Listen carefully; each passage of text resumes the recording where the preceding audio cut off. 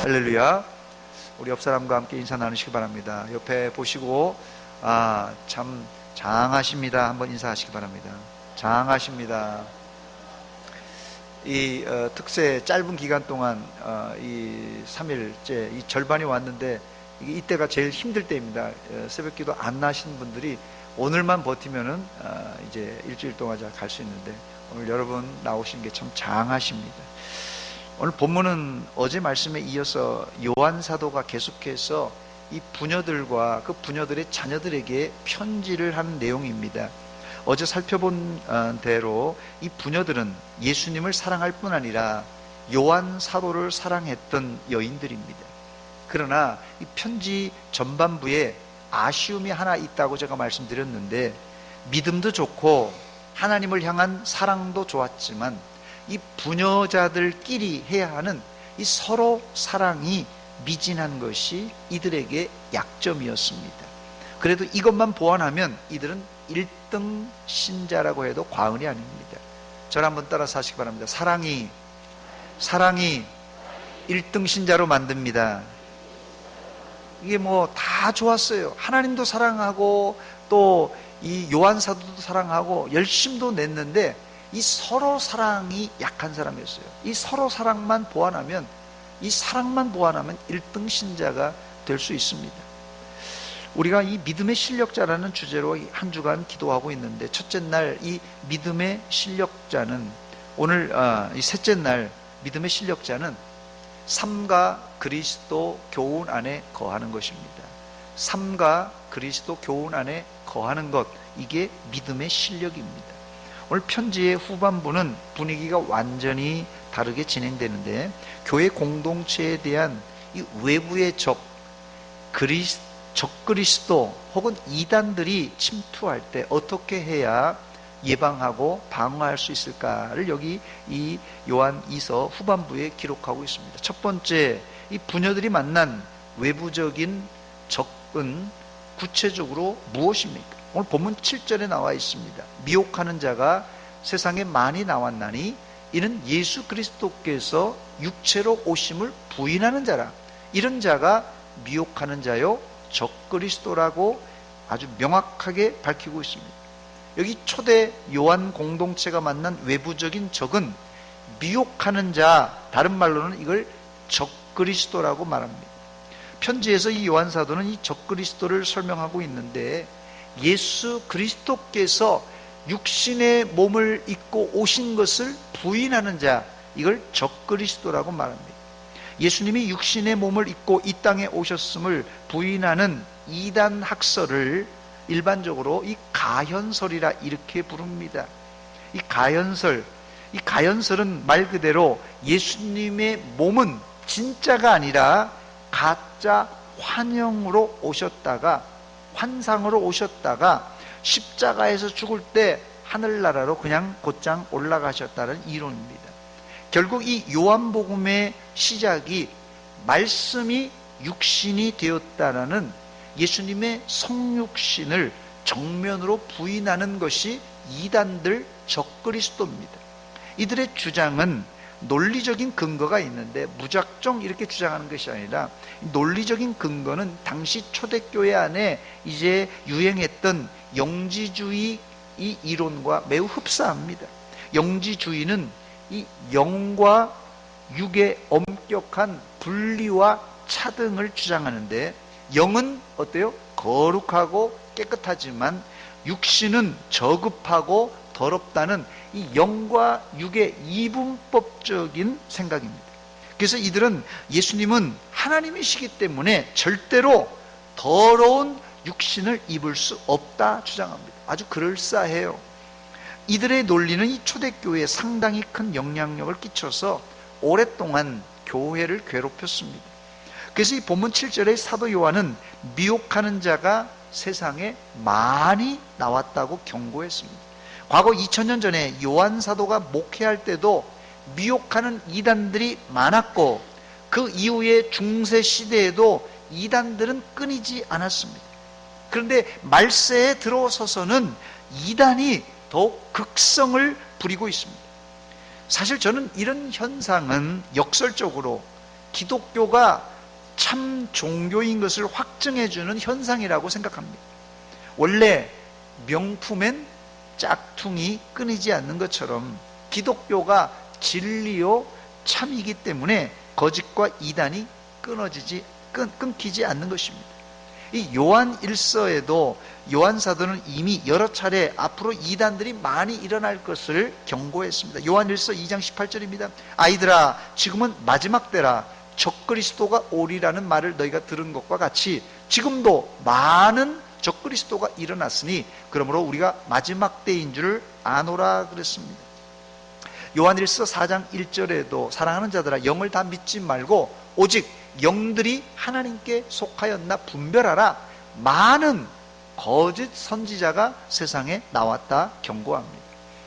이단들이 말입니다, 이 정통 신학자들과 논쟁을 벌이면 허점투성이에요. 이단들은 정통 신학자들과 이 논쟁을 벌이면 허점투성인데 일반 성도들이 이단의 주장을 들어보면 혹하거나 신비스러운 주장들이 많기 때문에 얼마든지 이 이단에 미혹될 수가 있습니다. 저는 젊었을 때 이단에 미혹되는 사람들은 바보 멍청이들만 거기에 빠지는 줄 알았습니다. 그런데 이단 중에는 이 교수들이나 사회 저명한 인사들이 대거 포함되어 있는 것을 알고는 제 생각을 고쳐먹었어요. 이단에 빠지는 것은 많이 배운 것과는 무관하구나, 이걸 알게 되었어요. 그 이유는 이단의 주장은 마귀 사탄의 미혹, 즉 이 교묘한 속임수와 거짓말이 플러스되어 있었기 때문에 한마디로 이 마귀 사탄의 우리 영혼에 이 속임수를 쓰기 때문에 똑똑한 교수들이나 저명 인사들도 거기에 빠지는 것입니다. 여러분, 혹시 야바우꾼이라고 들어보십니까? 야바위꾼. 이들은 빠른 이 손놀림과 이 속임수를 이용해서 사람들의 돈을 따먹는 사람들이에요. 이 야바위꾼들이나 이 노름꾼하고 시합해서 돈을 땄다는 사람이 있습니까? 이들의 전술이 아주 교묘한데 처음엔 야바위꾼들이요, 이 돈을 잃어줍니다. 돈을 잃어줘요. 그러면 이제 돈을 거는 사람은 신기해서 2배 주고 3배 주니까 자꾸 돈을 거는 것입니다. 야바우꾼들이 한두 번 돈을 잃다가 판돈이 올라가면 막판에는 다 쓸어가 버립니다. 현대에 사실 이 카지노나 빠찡코 같은 것도 같은 원리입니다. 여러분, 카지노나 빠찡코에 손을 댄 사람들이 바보 멍청인 줄 아십니까? 머리가 좋아야 도박도 하는 법입니다. 여러분, 멍청한 것들은 못해요. 그런데 그렇게 똑똑한 척 하다가 집문서, 땅문서 다 잡혀먹는 것입니다. 이단들은 영혼을 훔쳐가는 영혼의 도둑놈들이에요. 이단들은 영혼을 훔쳐가는 영혼의 도둑놈들입니다. 처음에 이단들은 간도 쓸개도 다 빼줄 것 같이 아주 친절하게 접근하지만 거기에 빠지게 되면 헤어나지 못하고 이제 함께 망하는 것입니다. 저를 한번 따라서 하시기 바랍니다. 이단 조심합시다. 이단 조심합시다. 두 번째, 요한 사도는 이런 이단을 대처하는 방법을 가르쳐 줍니다. 이단을 대처하려면 믿음의 실력이 있어야 되는데 그 실력이 무엇입니까? 첫째는 스스로 주의하고 삼가해야 됩니다. 본문 8절입니다. 너희는 스스로 삼가 우리가 일한 것을 잃지 않고 오직 온전한 상을 받으라 그랬어요. 여기 스스로 삼가라는 단어는 이 헬라어 단어에 사실 일반적인 단어입니다. 이 블레포라는 단어인데 이 블레포라는 단어는 본다라는 뜻이에요. 근데 이 블레포라는 단어는 그냥 이렇게 쳐다보는 그 정도가 아니라, 멍하니 쳐다보는 정도가 아니라 주목하여 본다. 어떤 사물을 주목하여 본다. 어떤 사람을 주목하여 본다는 뜻입니다. 이때 이단들이 함부로 우리를 넘볼 수가 없습니다. 이런 사람들이 믿음의 실력자예요. 즉 스스로 주의하여 삼가하는 것은 한마디로 영적으로 깨어 기도하는 이런 기도의 자세입니다. 이때 믿음의 실력, 이게 어디서부터요? 기도로부터 나오는 거예요. 삼가 깨어있는 사람, 마귀도 함부로 이제 접근 못한다는 것이에요. 두 번째, 이단을 이길 수 있는 방법, 실력이 무엇입니까? 그 방법은 요한 사도가 가르쳐준 이 하나님 말씀, 교훈 안에 거해야 합니다. 본문 9절입니다. 지나쳐 그리스도의 교훈 안에, 이 사도 요한이 가르쳐준 교훈입니다. 이 교훈 안에 거하지 아니하는 자는 다 하나님을 모시지 못하되, 교훈 안에, 예수님이 가르쳐주신 교훈, 이 사도 요한이 가르쳐주신 교훈 안에 거하는 자는 그 사람은 아버지와 아들을 모시느니라 했습니다. 우리 개혁교회는 사도들의 전통 위에 서 있다, 이렇게 신앙 고백합니다. 우리 개혁교회는 사도들의 전통 위에 서 있다. 인간 사도의 전통이 아니라 예수님께 직접 교훈을 받은 사도의 가르침은 예수님의 이 가르침과 동일한 권위를 가지고 있어요. 이게 사도들의 전통입니다. 바로 그런 하나님의 말씀, 교훈 위에 설 때 우리가 이단을 넉넉히 이길 수가 있습니다. 믿음의 실력자는 진리의 말씀 위에 서 있는, 말씀을 잘 아는 사람, 이게 믿음의 실력자입니다. 또 요한사도는 본문 10절에 이 교훈, 예수님과 자신이 가르친 교훈을 가지지 않는 이단에게는 인사도 하지 말라고 그랬어요. 누구든지 이 교훈, 이 자기가 가르쳐준 이 교훈을 가지지 않고 너희에게 나아가거든 그를 집에 들이지도 말고 인사도 하지 말라 그랬어요. 요한사도는 심지어 인사하는 것만으로도 그 악한 일에 참여하는 자가 될 수 있기 때문이라고 경고합니다. 11절입니다. 그에게 인사하는 자는 그 악한 일에 참여하는 자임이니라 그랬어요. 마지막 세 번째, 끝으로 이 요한사도는 편지도 좋지만 얼굴과 얼굴을 만나서 교제하기를 원했어요. 저는 이 성도의 교제를 잘하는 사람, 저는 이게 믿음의 실력자라고 생각해요. 이게 관계가 안 좋은 사람이 있어요.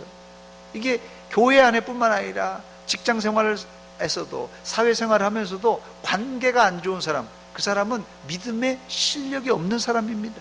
본문 12절입니다. 내가 너희에게 쓸 것이 많으나 종이나 먹으로 쓰기를 원하지 아니하고 오히려 너희에게 가서 대면하여 말하라 하니 이는 너희 기쁨을 충만하게 하려 함이라 그랬어요. 요즘은 이 SNS를 통하여서 사람들이 의사 전달을 활발하게 하지만 이것은 하나의 의사 전달하는 이 보조장치에 불과합니다. 이 카톡을 보내고 문자 보내는 것은 의사 전달의 보조장치예요. 이게 핵심 장치가 아닙니다. 사실상은 얼굴과 얼굴을 마주하며 교제를 나누는 이 성령 안에서의 교제가 성도들 간의 이 친밀감과 신뢰를 쌓을 수 있습니다. 우리 교회는 얼굴과 얼굴을 맞대고 교제하는 아름다운 전통을 이어가는 소문난 교회가 되시기를 주의 이름으로 축원합니다. 이걸 다른 말로 하자면 믿음의 실력자는 성도들 간의 관계가 좋은 사람이에요. 관계가 좋아야 돼요. 그래서 성도 안에 이 교제, 교통, 이게 좋은 사람, 그게 믿음의 실력자입니다. 오늘 믿음의 실력자 세 번째 날입니다. 믿음의 실력은 이단이 쳐들어올 때 잘 방어하고 대비하고 제압할 수 있는 힘, 바로 그게 믿음의 힘이에요. 그 믿음의 힘이 없는 사람은 이런 이단이 불어올 때 거기에 혹 빠지는 사람이 있어요. 이단이 얘기하니까, 신천지가 얘기하니까 그거 목사님도 그거 뭐 신비한 얘기 한 번도 안 했는데 거기 가니까 좋대. 이거는 실력이 없는 사람입니다. 한마디로 믿음의 실력 없는 사람입니다. 실력자는 이단이 쳐들어와도 강력하게 그걸 물질릴 수 있는 힘이 있어야 됩니다. 그것이 바로 예수님과 사도들로 연결되는 하나님의 말씀, 하나님의 이 진리의 교훈을 통하여서 이 믿음의 실력이 만들어지는 것입니다. 아무쪼록 사도들로부터 내려오는 진리의 교훈 안에 말세의 이단들을 잘 물리치는 믿음의 실력자들이 되시기를 주의 이름으로 축원합니다. 또 성도들과 좋은 관계를 맺는 것, 이게 믿음의 실력자예요.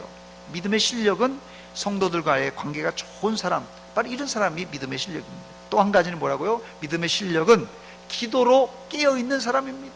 이단들이 우리를 넘보지 못하도록 기도로 깨어있는 사람, 바로 이 사람이 믿음의 실력자들입니다. 아무쪼록 여러분들이 이렇게 하나님의 진리의 말씀, 교훈에 거하시고 또 삼가 깨어 기도하시며 성도들 간에 아름다운 교제와 교통을 하는 믿음의 실력자들 다 되시기를 주의 이름으로 축원합니다. 같이 이 시간 찬송 부르겠습니다. 358장입니다.